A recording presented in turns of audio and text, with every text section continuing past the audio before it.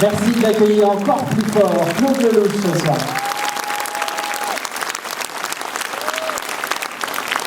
Je voudrais qu'on accueille, là aussi, applaudissez-la très très fort, Elsa Zimmerstein avec vous ce soir. Elsa. Bonsoir Elsa. Bienvenue. Je vois qu'elles sont hautes, les marches. Bonsoir. Bienvenue. Et donc, avec elle, lui aussi, il a décidé de partir en voyage quelque part et de contacter Monsieur Lelouch. Je vous demande de faire un tonnerre d'applaudissements. Vous l'entendez lui aussi. Jean Dujardin. Bonsoir. Et bienvenue à Toulouse. Bonsoir. Bonsoir. Alors, effectivement, je le disais, Jean, Elsa, c'est vous qui avez décidé de partir en voyage quelque part. C'est vous qui avez décidé d'appeler Claude Lelouch. Racontez-moi. On était dans un avion avec Jean un jour par hasard. Donc ça commence comme un film de Claude Lelouch. On est par hasard dans un avion Paris-Los Angeles. Et puis on est assis 10 rangs l'un derrière l'autre. Finalement, on se met à se parler. On passe quelques heures ensemble à rêver de cinéma, à parler de nos désirs de cinéma, de nos envies, et se dire ah, ce serait génial de faire un film. Et très vite, on parle de Claude Lelouch, évidemment. Et on met la musique d'un homme qui me plaît, qui est un film qu'on adore, avec Annie Girardot et Jean-Paul Belmondo. Et on se dit, oh là là, ce serait vraiment génial un film avec Claude Lelouch. Je lui dis, chiche, on va appeler Claude Lelouch quand on atterrit. Et on a appelé Claude, et je lui ai dit, voilà, tu as Jean et Elsa où tu veux, quand tu veux. C'est plutôt une histoire d'amour entre eux et moi, c'est-à-dire que quand deux acteurs vous font et vous disent qu'ils ont envie de tourner avec vous, ça vous donne envie de tourner avec eux, et c'est vrai que l'idée m'est parue tout de suite formidable. J'avais très envie de tourner avec Jean depuis très longtemps, Elsa aussi. Je ne les voyais pas vraiment ensemble, et je trouvais que la bonne idée c'était ça, c'était de les mettre ensemble. Voilà. Et puis, bon, vous savez, je fais des films à partir de mes observations. Je suis très curieux et j'essaie de retransmettre dans mes films toutes ces observations. Et ce que j'aime le plus au monde, c'est le mélange de genres, parce que je pense que la vie est un mélange de genres. Et j'avais très envie, 50 ans après Un homme et une femme, de raconter encore une fois une histoire d'amour, à la fois pour faire le point et pour savoir si, 50 ans après, l'amour était aussi importante. Et c'est vrai que ça reste le sujet le plus important de l'humanité, la distraction préférée de l'humanité. Et voilà, et donc j'ai décidé de repartir sur une histoire d'amour, et comme j'adore mélanger le rationnel et l'irrationnel, il fallait que je trouve un pays où l'irrationnel est encore plus fort qu'ailleurs. Et c'est vrai que l'Inde est le pays où l'irrationnel se développe le mieux, parce qu'en Inde, la mort n'existe pas. On va de vie en vie, chaque vie est le brouillon de celle d'après.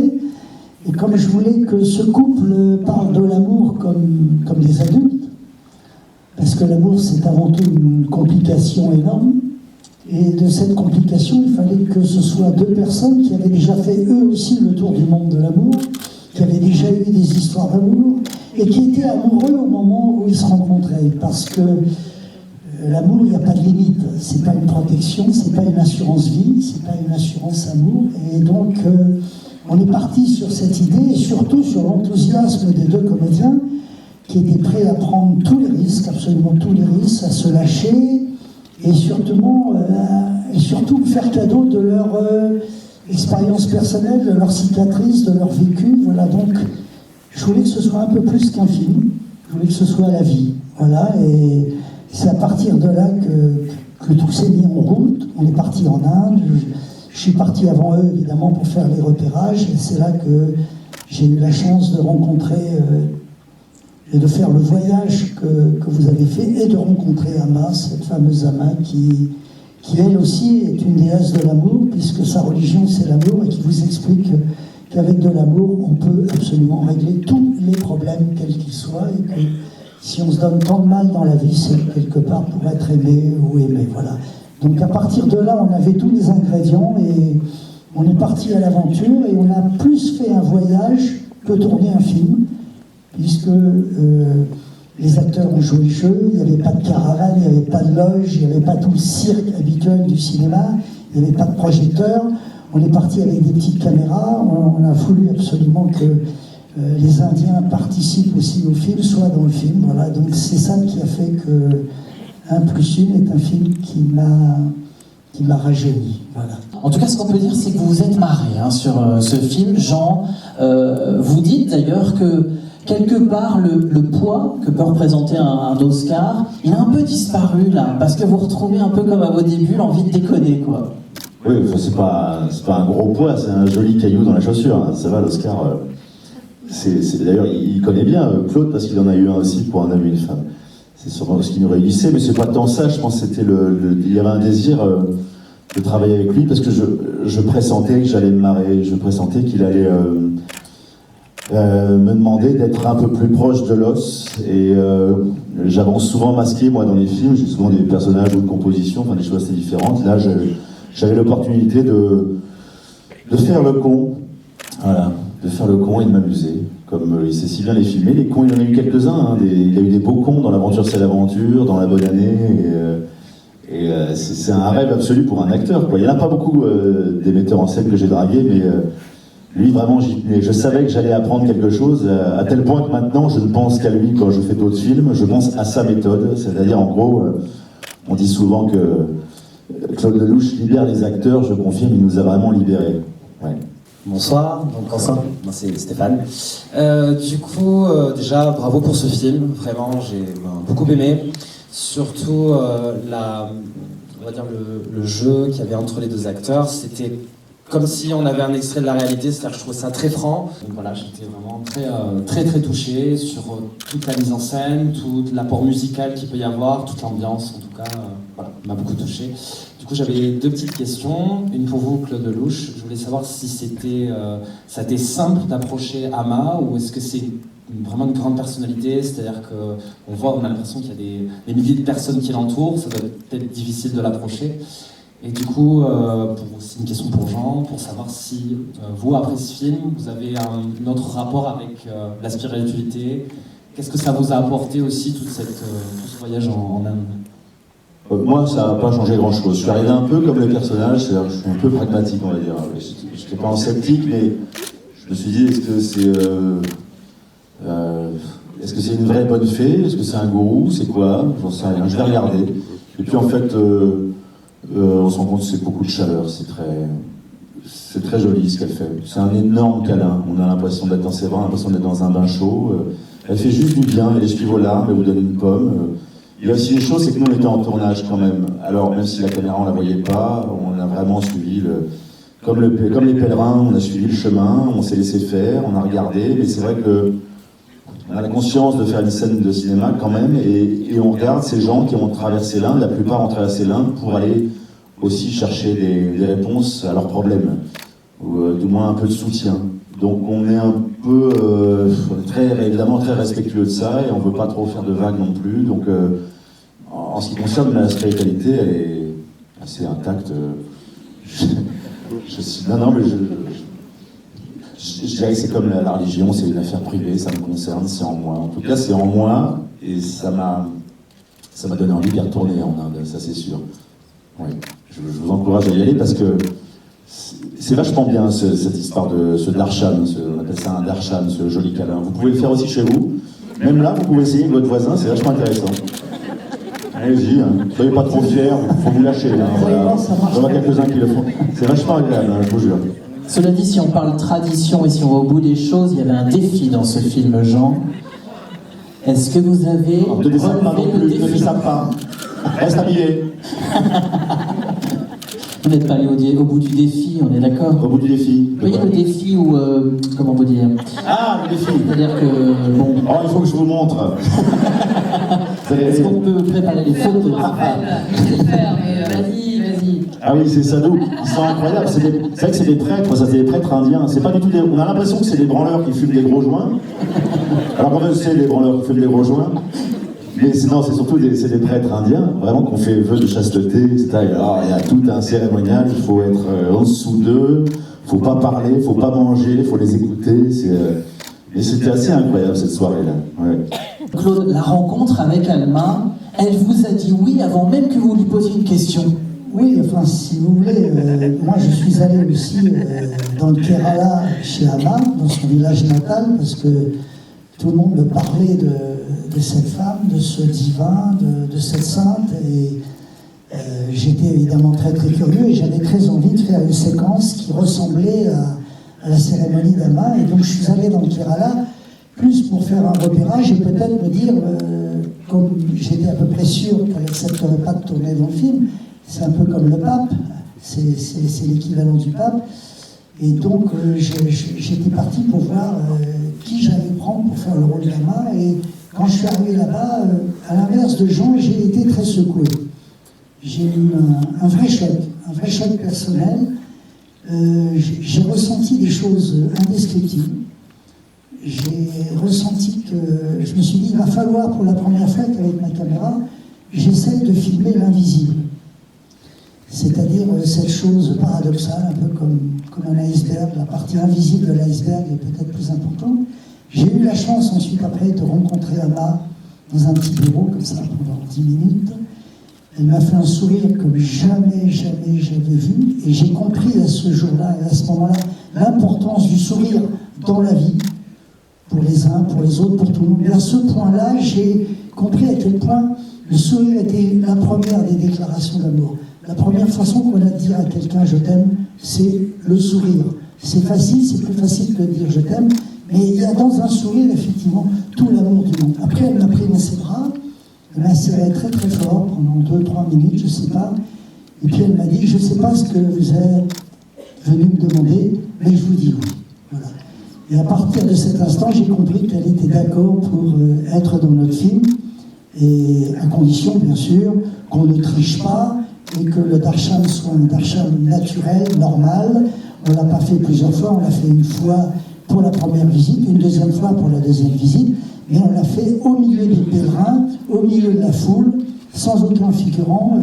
Tous les personnages que vous avez vus sur l'écran sont des gens qui ce jour-là faisaient le darshan. Voilà. Et je pense que, quelque part, l'esprit là-bas est dans tout le film. Et en tous les cas, moi, c'est comme ça que j'ai monté le film et que j'espère que vous l'avez reçu. Est-ce qu'elle l'a vu, le film? Non, parce qu'elle n'a jamais été au cinéma. Et c'est pas qu'il y ait Claude Lelouch, ni Spielberg, ni personne. Elle veut consacrer sa vie aux autres. Elle n'a pas une seconde à perdre. Elle ne veut pas se distraire une seconde de ce qu'elle a envie de faire, c'est-à-dire transmettre de l'amour, parce qu'elle sait qu'avec ça, tout est possible. Je suis quelqu'un peut-être qui était spirituel un petit peu, mais pas comme mon personnage. Non. Pas autant. Je vais vous dire un truc, je pense que tous les rôles qu'on joue, il y a toujours des fils invisibles. C'est pas des hasards si on les joue. Déjà, ça c'est la première chose. Après, comme elle est un peu allumée, quand même, elle est très très très spirituelle. Loin de moi de dire que dans la vie vous êtes allumé, attendons. Non, je ne pas dire ça. Non, Alors, quelle est la question? Vous avez le micro? Vous écoutez. Je la défends. Elle a quand même beaucoup de recul. Elle est très forte dans la comédie, on la voit pas souvent, moi je la trouve très très drôle. Elle a un abattage incroyable, un rythme, mais non, elle est pas allumée du tout. C'est exactement où elle est, mais Après, je suis peut-être un peu spirituelle, heureusement, comme nous tous. Après, la rencontre avec l'Inde et avec Amma, c'est quelque chose d'important. Mais non, je ne suis pas Anna. Et juste pour... tout à l'heure, on disait que vous étiez très naturel, on a presque l'impression de voir des impôts. En fait, c'est très écrit. Oui, le plus beau compliment qu'on puisse nous dire avec Jean, c'est quand on nous dit « on a l'impression que vous ne jouez pas ». Je crois que toute notre vie d'acteur, on cesse de courir après notre vérité. Après une vérité, on n'a pas envie d'être dans un film. Notre but, nous, c'est de vivre, de ressentir, d'être là devant vous, d'être filmé en oubliant qu'on est filmé, de ressentir, de vivre pleinement ce qu'on est en train de faire. Moi, je suis une actrice pour ça, pour transmettre, pour ne pas avoir l'impression de jouer. Après, on tombe sur Claude Lelouch une fois dans notre vie, et c'est un magicien. Alors, c'était mon rêve de petite fille de tourner avec Claude Lelouch. Et Claude Lelouch, il a ça, il sait vous regarder bien, avec amour, il sait vous dire non, là, stop, ou continuer à tourner, et prendre le meilleur de vous. Alors les scènes, elles étaient très écrites, et il se trouve que j'avais un partenaire exceptionnel, donc forcément, quand on était avec une Rolls-Royce, on valse ensemble, on vibre ensemble, c'était assez chimique et électrique de jouer avec Jean. Et voilà, on a ça rarement aussi. Donc quand on a tous ces ingrédients-là, j'ai envie de vous dire, après quand on est en quête de vérité absolue, on a nos scènes, voilà, après on fait des sorties de route, mais on a nos scènes qui sont écrites et le propre d'un acteur, c'est d'essayer de vous faire oublier qu'il y a un texte et d'essayer d'oublier qu'on est filmé. Voilà. Donc... Et c'est clairement réussi. D'autres questions? Dans le film, vous dites à un moment que le personnage de Jean Dujardin dit à un moment que la musique de film, c'est la même chose que la musique classique traditionnelle. J'avoue que je partage un peu cette idée, mais est-ce que vous aussi, d'une certaine manière? Et ensuite, comment avez-vous filmé la 380 en vol? D'un point de vue technique. En vol. Comment on filme un plan comme ça? Voilà. Tout le film a été fait naturellement. On a vraiment filmé le voyage du début à la fin. Le film a été tourné en chronologie. L'histoire a été faite au jour le jour. Bien que le scénario soit écrit de A à Z, on l'a réécrit tous les jours en fonction de ce qu'on vivait.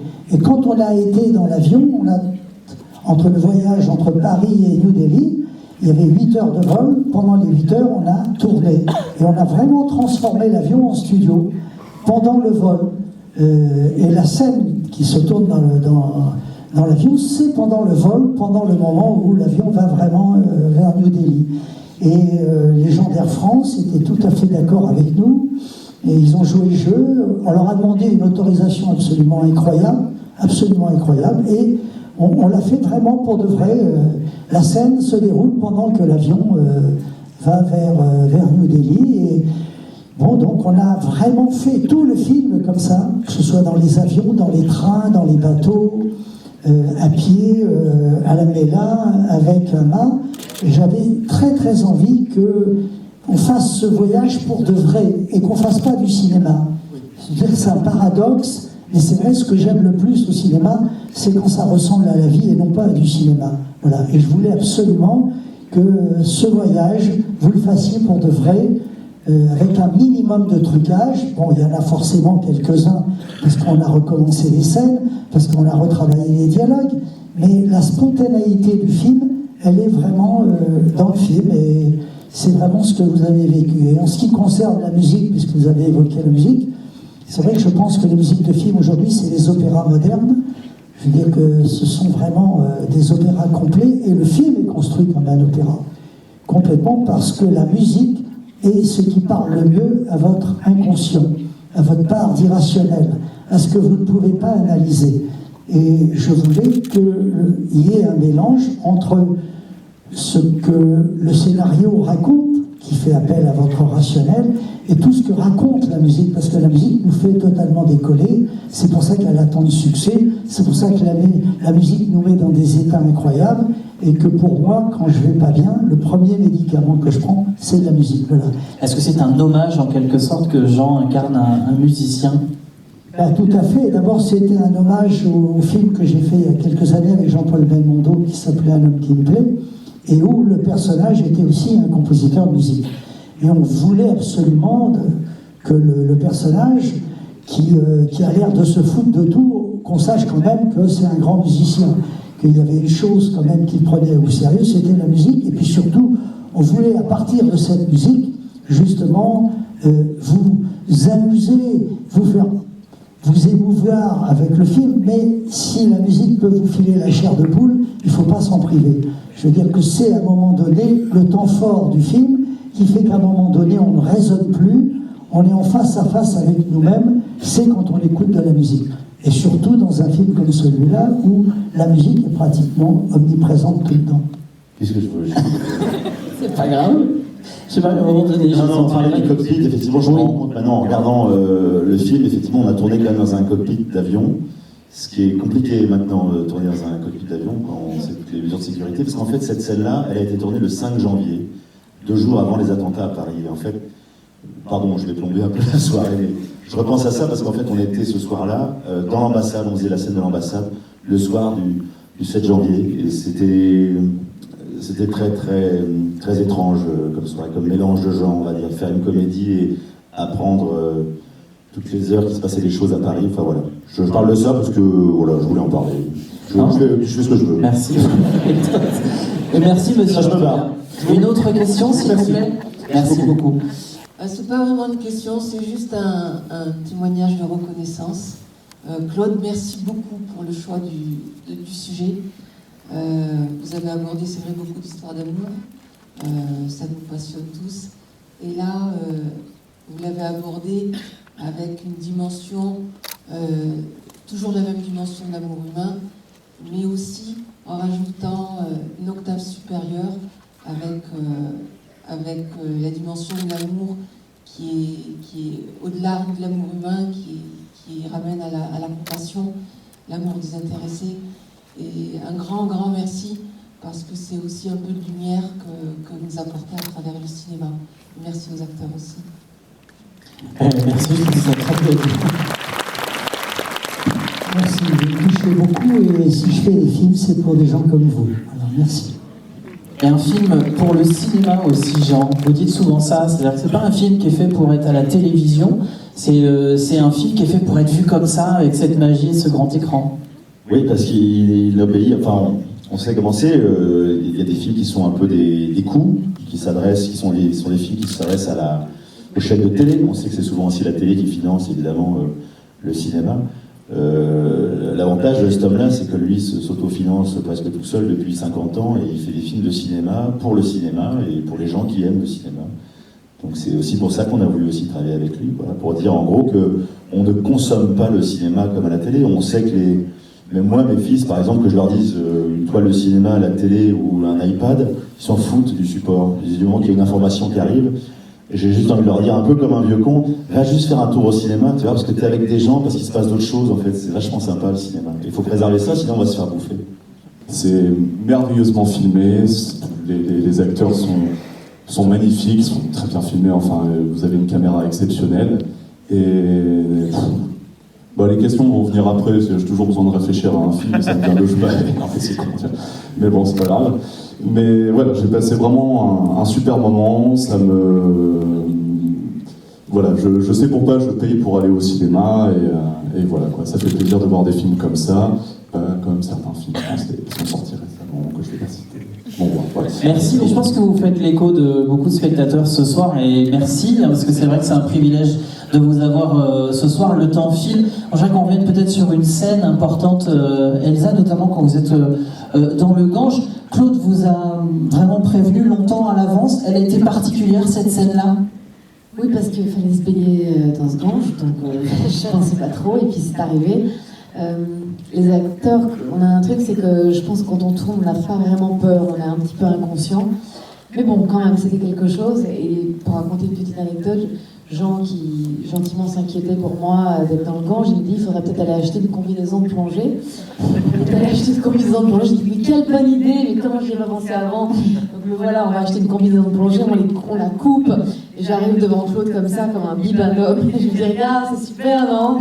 Il dit mais c'est quoi? T'as pas la même silhouette? Je dis bah oui, j'ai une combinaison de plongée. Ah, il me dit non, retire tout ça, il va rien arriver. Un bon chien, les acteurs. Voilà, j'ai dit ah oui, d'accord, j'ai tout retiré, j'ai dit ok, j'y vais.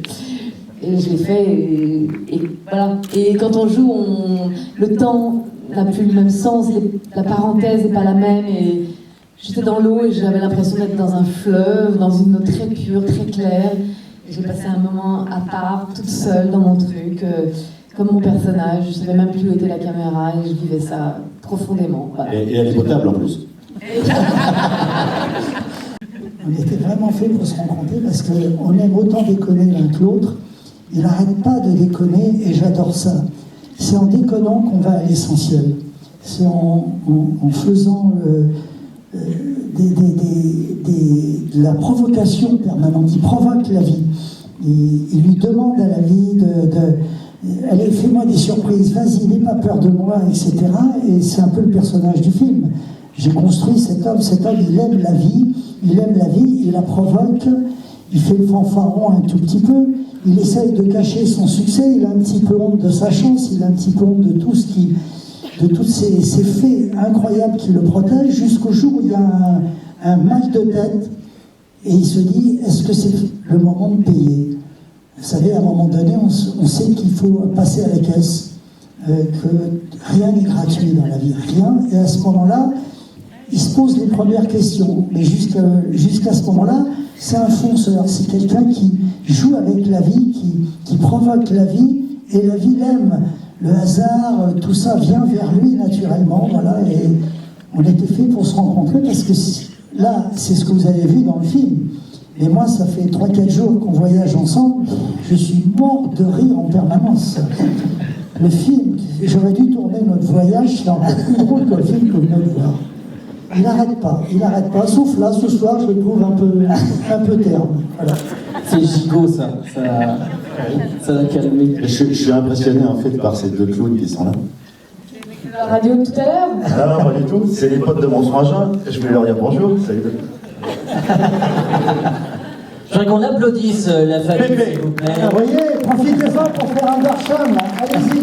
Justement, je vous pose une question. Est-ce que tu as récupéré des bouteilles de l'Angélus? Qu'est-ce qui t'en reste? J'en ai plus, j'ai plus d'Angélus.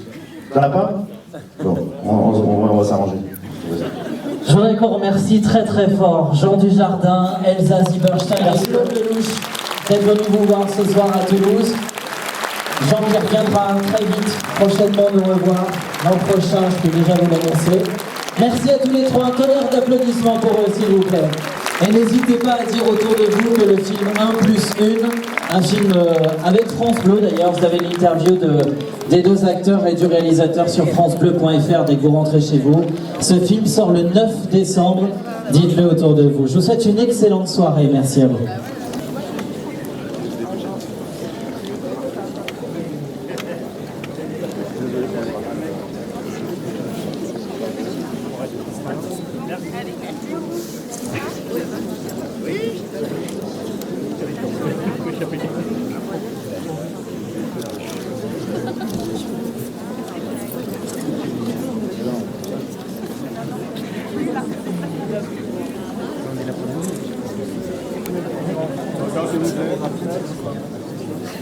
Rien.